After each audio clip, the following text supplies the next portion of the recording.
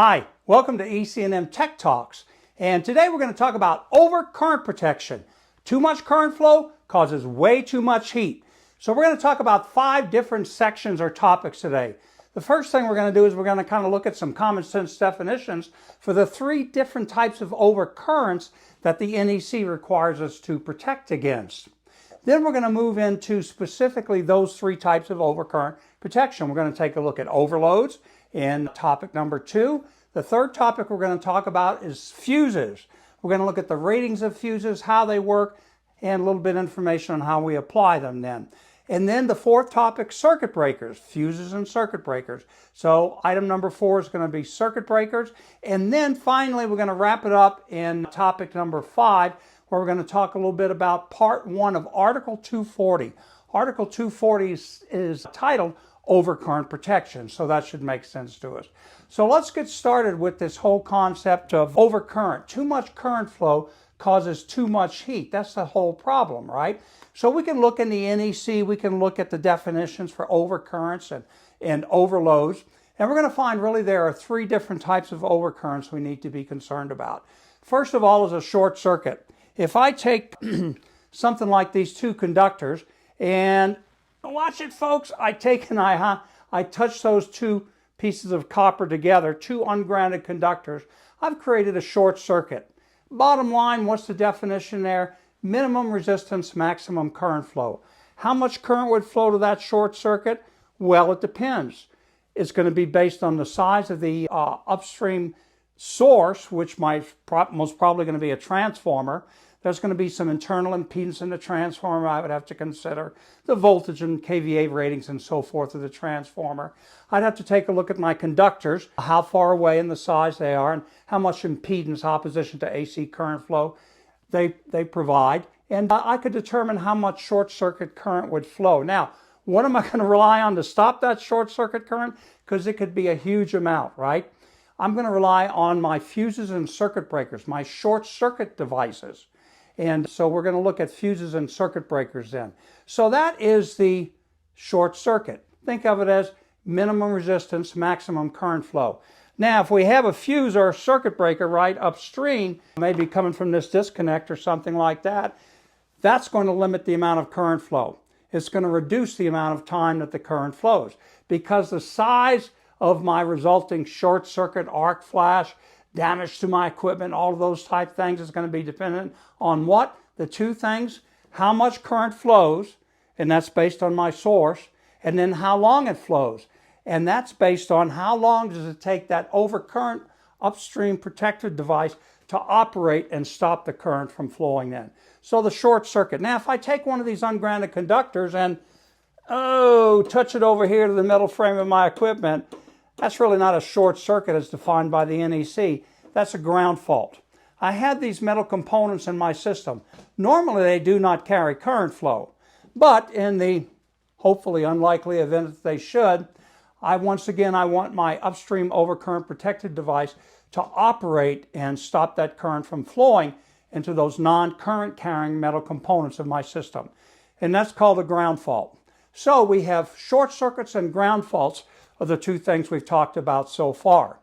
What do we use to protect against short circuits and ground faults? Overcurrent protective devices. What types? Well, we have circuit breakers and we have fuses, don't we? So we use fuses and circuit breakers for short circuit and ground fault protection then. Short circuit and ground fault protection are fuses and circuit breakers. Now, if I have something, let's say like this motor, and this motor, I don't know, it's been running great, no problems, but over the life of the motor, the bearings start to go bad, and it starts to draw a little bit more current than what it's normally rated for. Or maybe I'm using this motor, and I've got it outdoors, and I'm using it to pump some hydraulic oil outdoors somewhere. But in the wintertime, that hydraulic oil could get pretty thick, couldn't it? And a little bit harder to pump. So maybe my motor is going to draw a little bit much more current than what it's rated for a period of time while that hydraulic oil warms up a little bit, and that allows my motor current to go back to within its normal range then. That's called an overload.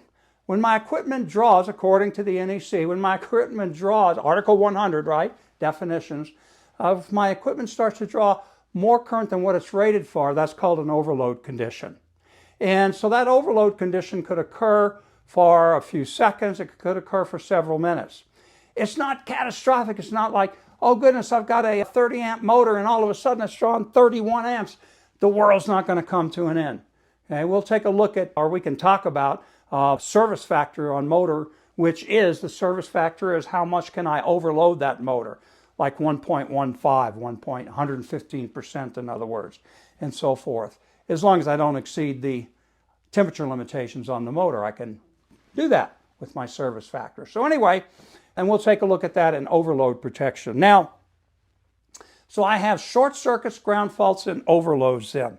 The whole problem with too much current flow, anything above the ratings of the equipment or my conductors, is heat, isn't it? In fact, here's what happens. If I increase the current flow, I get a proportionally much larger increase in heat. We can measure the amount of heat dissipation in a circuit. We measure that in watts. And the formula for that is we take the current squared times the resistance. So let's just take a very simple example here to show you the concept. If I had, pick a number, 2 amps of current flow and 5 ohms of resistance. That's 2 amps squared times 5 ohms, right? So 2 squared would be 4. 4 times 5 would be 20. So I'm dissipating 20 watts of heat in that circuit. If I double the current flow, if I go from 4 amps, or excuse me, if I go from 2 amps up to 4 amps, doubling the current flow, I don't get 4 times as much heat. Why? 4 squared, 4 times 4 is 16. 16 times 5 is now going to be what? 80, right? So now I'm going to get 80 watts of heat. So I doubled the current flow. I went from 2 to 4 amps, but I didn't get twice as much heat. I got 4 times as much heat being produced. Practical example, take some THHN wire. I've got right here, I've got some number 12 THHN running to this box. And that THHN number 12, THHN insulation on it, if I were to look in table 310.16, it says that THHN at 30 degrees C or 86 degrees Fahrenheit, and no more than 3 of these conductors in a raceway conduit are buried in the earth, direct buried. It says that number 12, THHN, will carry 30 amps of current flow. That's its ampacity rating. Why? It's in the 90 degrees C column. In other words, meaning this insulation, this THHN insulation, is rated for 90 degrees C, which is what, 194 degrees Fahrenheit. So if 30 amps of current flow flows through the copper and the temperature is not above 86 degrees, no more than 3 conductors in the raceway, then the temperature on this insulation will not exceed 90 degrees C. That's pretty good. But you can see what happens if I were to increase the current flow. I start proportionally get much larger increases in heat. And that's the whole issue. So what happens at 90 degrees C? That's fine. I'm within my rating. At 91 degrees C, does it melt and fire? No, it goes on up. In fact, the THHN, they tell me, is a PVC type of material. One manufacturer said, well, it starts to soften somewhere around 100 to 105 degrees C. And then probably by the time it gets up to 160 degrees C, it really starts to degrade and deteriorate and can then at some point on down the line begin to melt and bubble. And of course, we had that burnt insulation and hopefully not a fire. So anyway, what we need to do is we need to protect these conductors and make sure that we don't exceed that ampacity rating based on its conditions of use, right? I don't want to overheat the insulation, whether it's on my conductor or the insulation on the windings inside of a motor. I don't want to produce too much heat. And how do I do that? I do that by limiting the amount of current that flows in the circuit then. So let's begin in the next topic. Let's take a look at overloads themselves. Overloads, and if you think about it, we said that we're going to use overcurrent protection. For instance, the circuit breaker up here is going to provide me my short circuit and ground fault protection on these conductors. It's going to tell us that in Article 240. Now, for overload protection, hey, that's for the individual motor itself. How many different types of motors are out there? Oh, gabillions of them, right? Okay. So overload protection is going to be specific for the equipment that I'm supplying. Different types of overload protection. Where are my overloads located? My overloads are located, for instance here, they're located on, this is a starting contactor up above. When I energize the coil of wire on the inside, the contacts go closed and my power comes into the top. In this case, it could be three-phase 480 volts.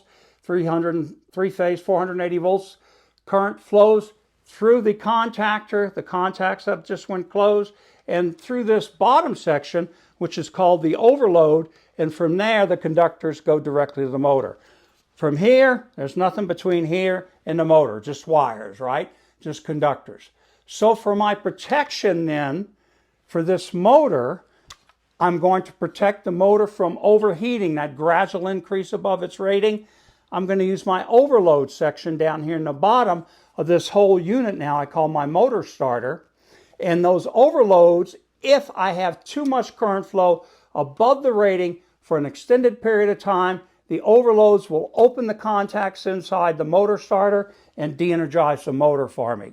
That doesn't protect the conductors coming in. For that, I need short circuit and ground fault protection.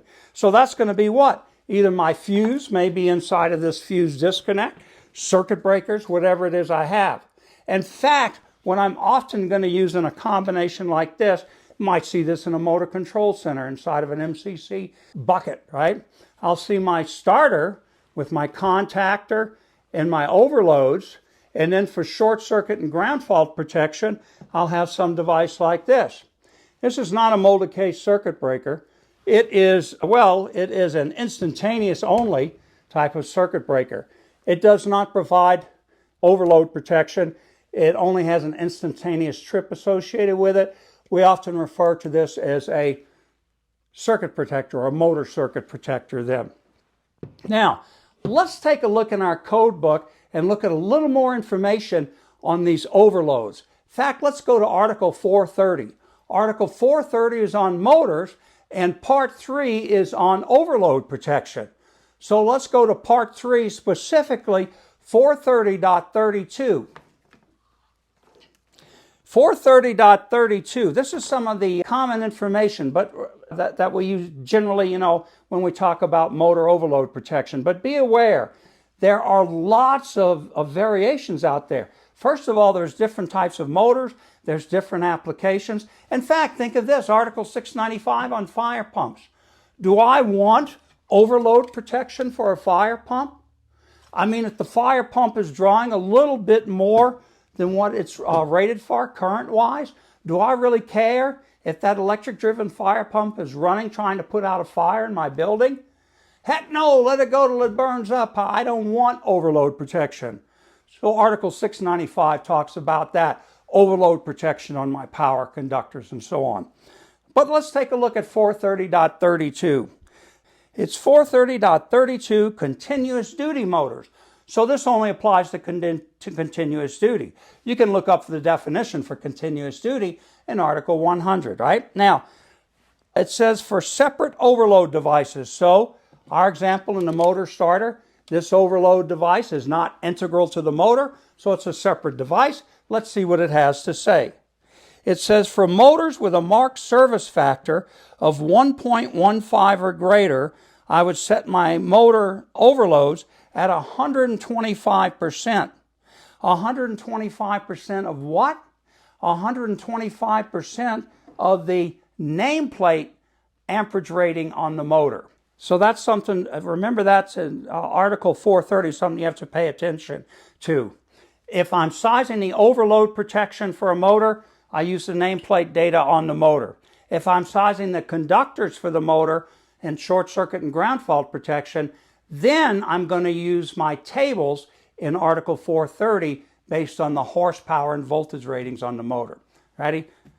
Separate topic, but keep that in mind then on Article 430 on motors.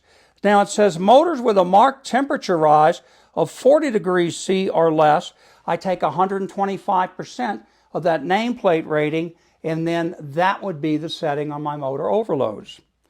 And then it says all other motors 115%. So once again, the key here is that service factor. If I have a service factor of 1.15 or greater, or a temperature rise of 40 degrees C or less, then I can go to 125%. So the service factor, that's that percentage that I can overload the motor as long as I don't exceed any temperature ratings on the motor. I'm only going to do that for a short period of time, because what's going to happen? If I start to exceed the amperage rating on the motor, we know I squared R, that motor's going to start to heat up, isn't it? And I don't want to exceed the temperature ratings. Now, take a look in Article 430 at 430.32. Lots of information on overloads. Go into the index if you have questions. Look under overcurrents and then specifically overloads back in the index if you have specific applications that you need to pay attention to. Alrighty? That's on overloads. Now, the next topic, let's talk about fuses, okay? Fuses, different types of fuses. They have ratings and they're different sizes. I got some kind of weird groove on the bottom of this fuse and so forth. So let's talk a little bit about fuses. Many different types of fuses, right? Let's take this particular fuse, very commonly applied out in the field, and just go through it, and we'll start talking about the ratings, the information on it, see what makes sense to us then. So if we take a look at it, it has the manufacturer's information and so forth up on the top. And then it says it is a dual element time delay fuse. Well, if it's a time delay fuse, it's a dual element. And what's it talking about? As current flows through this fuse, if there's too much current flow, I squared R, I will begin to heat a meltable link. So the link will start to melt. And at a certain amount of current, the link will completely melt and open up and de-energize my circuit downstream. The fuse is going to be filled with some type of powder or sand. And what will happen is, of course, when that fusible link melts, it's going to happen very quickly and create a lot of heat. And that's going to turn that sand to glass on the inside, which is, of course, a good insulator. Now, I have two different types of elements that the current is going to flow to as it flows on to the load. And those two elements, two meltable links in here, are going to be in series with each other. One is going to melt very quickly at a very high temperature rating. So let's say, oh, I don't know, this is a, 30 amp fuse? So this is a 30 amp fuse. If I were to say maybe something like 1,000 amps or whatever were to flow through this fuse during a short circuit or a ground fault, I have a link in here that will immediately melt, not quite instantaneously, though it is current limiting, we'll talk about that, but it will open up very quickly and de-energize my downstream circuit.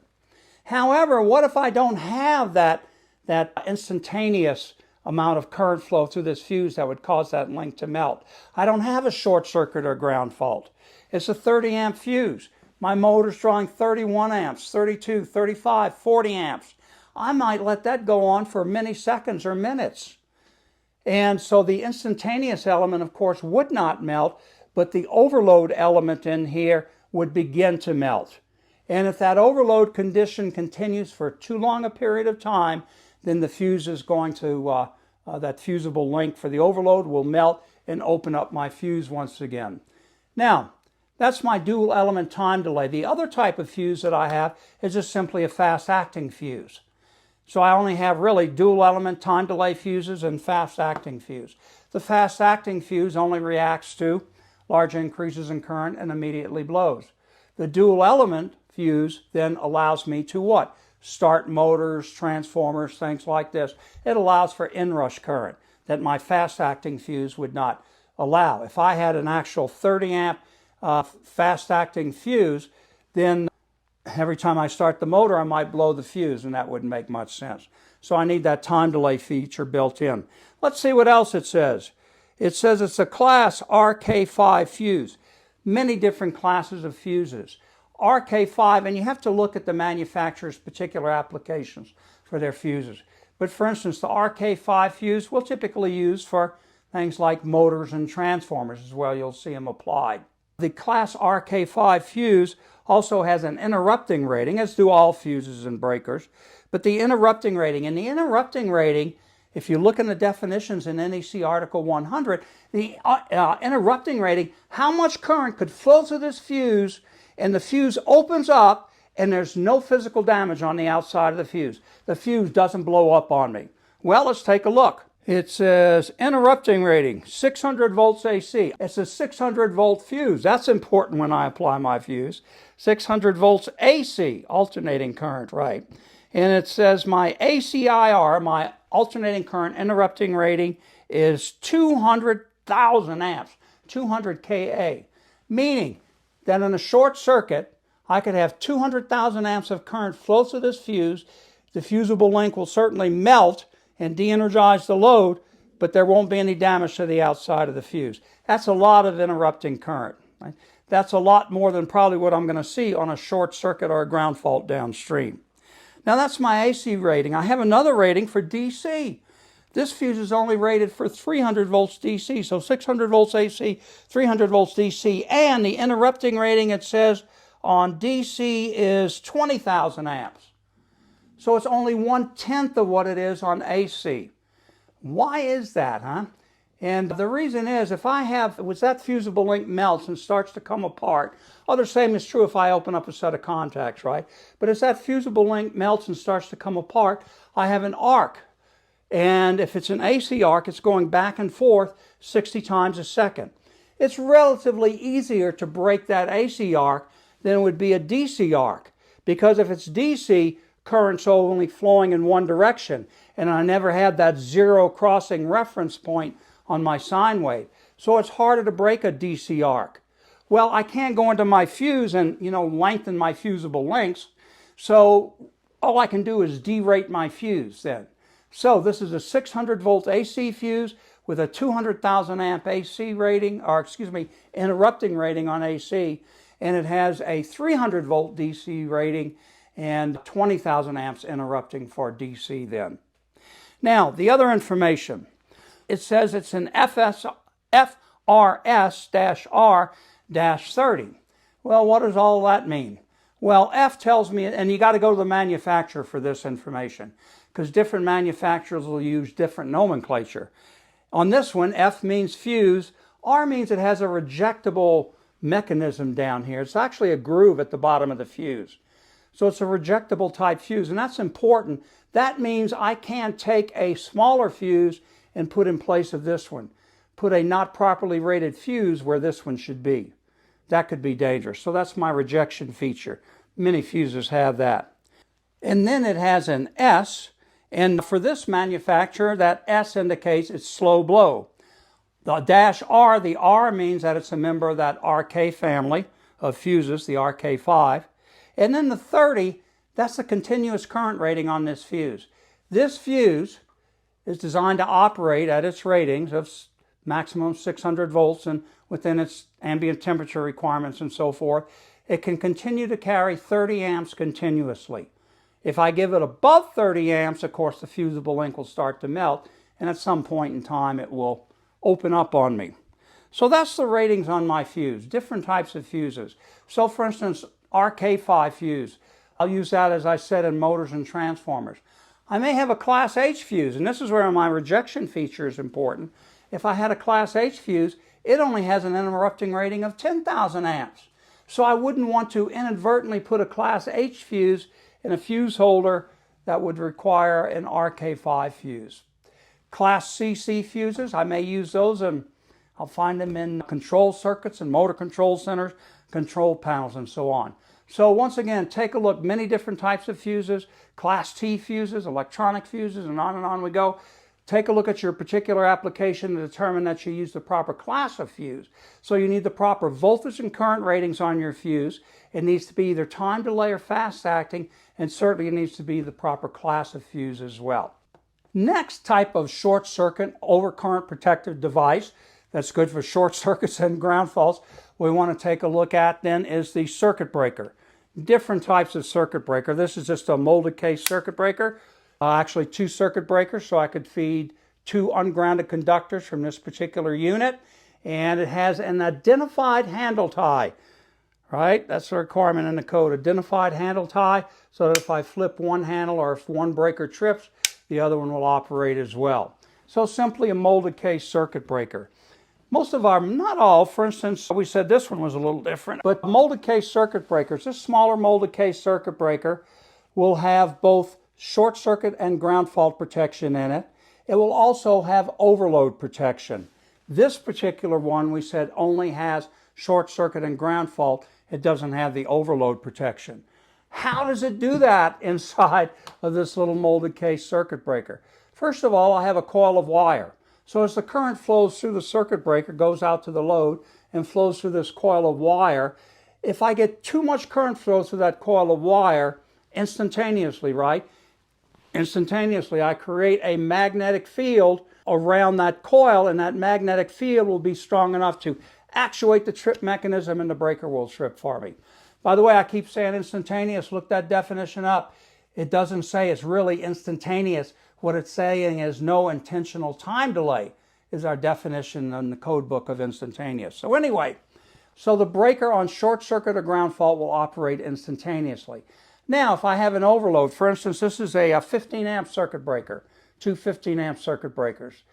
So if I have 15 amps of current flow, no ambient temperature, not exceeding any ambient temperatures and so forth, and operating at rated voltage, it'll carry 15 amps of current flow. They will forever and ever and ever. That's a continuous current rating on it, okay? Now, if I start to exceed 15 amps, 16, 17, 18, 20 amps, whatever, at some point I have an overload condition, don't I? So I want to go ahead and open the circuit breaker. So I have a different type of trip mechanism in there.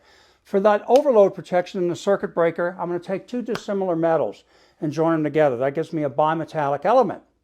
If I have two dissimilar metals and as current flows through those metals, or they start to heat up, as they start to heat up, one metal is going to expand faster than the other, so that's going to cause some deflection. Say if this metal is expanding at a faster rate, it will begin to deflect my metallic strip. And of course, if it deflects it far enough, boom, it operates a trip mechanism, spring pressure opens up my circuit breaker and de-energizes my load. Now, other than the molded case circuit breakers, if we move on up in size, we go to the insulated case circuit breakers. Insulated case circuit breakers, and then up from that would be the low voltage power circuit breakers. Insulated case circuit breakers are larger breakers, and they can be, they're typically all encased in a molded plastic. And then the low voltage power circuit breakers, different designs on those, but certainly they're not encased in plastic. We can disassemble those and take a look at them. You can see the picture on your screen and so on. Now, what's unique about the insulated case, the molded case, or excuse me, the insulated case and the low voltage power circuit breakers is those trip mechanisms. They aren't built internally like they are inside of the molded case breaker. We have separate sensing units. We may have current transformers associated with those where the conductor actually passes through a coil of wire. Whoops, okay. So the conductor passes through a coil of wire, and as the current flows through the coil, the magnetic field induces a voltage and current into this current transformer, and that sends a signal to my programmable, usually of some way, a trip unit that'll tell my breaker to go ahead and trip. So that's what we see in our insulated case and our low voltage power circuit breakers. Then from there, of course, we move up into medium voltage breakers and high voltage breakers and so forth, and different designs on those. So circuit breakers, they're good for short circuits and ground faults. Some circuit breakers also may provide overload protection. Depends on your application. Make sure you follow all of your rules for your type of equipment, protecting your conductors, Article 240. We'll take a look at some of that and make sure we have the right size circuit breaker in place. If not, we're in trouble. Also, the ratings, by the way, this particular breaker has an interrupting rating, it says, of 10,000 amps. So 10,000 amps is the interrupting rating here. Well, that's fine in my home, maybe in this location, but it may not be good out in some industrial application. So I need to pay attention to the voltage, the current, and the interrupting rating on my breakers when I install them. Now, finally, let's wrap up with Article 240. Article 240 is titled Overcurrent Protection. So, if you got your code book, grab your code book. I'm on the 2023 code right now still. So 2023, let's take a look at Article 240 and see what it has to say. We're going to look just at Part 1, which is some general information. The whole article is divided up into 8 different parts. So we're just going to look at some general information. The first thing I want to call your attention to, there's an informational note at 240.1. We already know this. We could have written this informational note, alrighty? It says, informational note number 1, overcurrent protection for conductors and equipment is provided to open the circuit if the current reaches a value that will cause an excessive or dangerous temperature in conductors or conductor insulation. Oh, so we don't want too much current flow because that'll cause too much heat.